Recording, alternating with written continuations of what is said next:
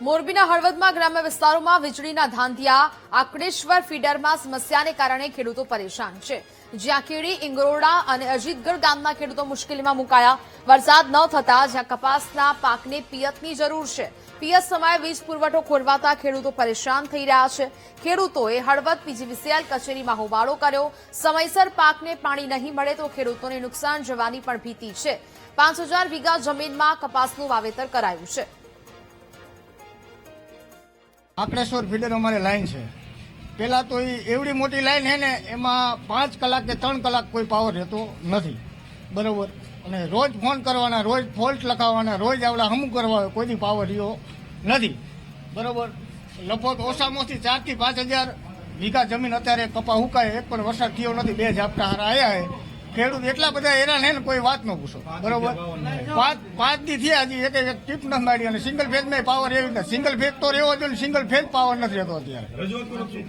રજૂઆત કરે તો કે આ આવે લખાયો ફોન ને અહીંયા લખાયો, સાહેબ ને વાત કરીને કોઈ આવતું નથી. આકડેશ્વર ફીડરની અંદર ઇંગોરડા, કીડી અને જોગણ 4 ગામ જોઈન્ટ થાય છે.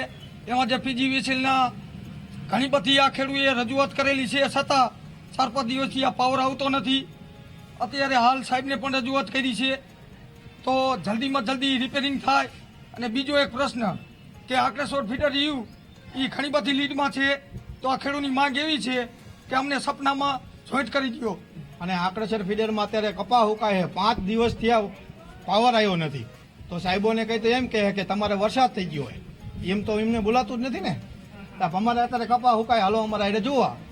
અને એટલું લાંબુ ફીડર છે કે 8 કલાકમાં 4 કલાક સુધી હાલ્યું નથી. વાહીનો પાવર કાયમ ગપ જાય. તોય ફોન કરી એટલે હળવદવાળા એમ જવાબ દે કે આવી જશે, સાહેબને વાત કરી દીધી. 3 દાન કમ્પ્લેન લખાવી દીમાં, તોય એમ કે સાહેબને વાત કરી દીધી, આવી જશે પાવર. પછી અમારે કે આજ 5 દી થયા પાવર નથી, 5 દી અડધેથી કાપીને જતા રહ્યા છે.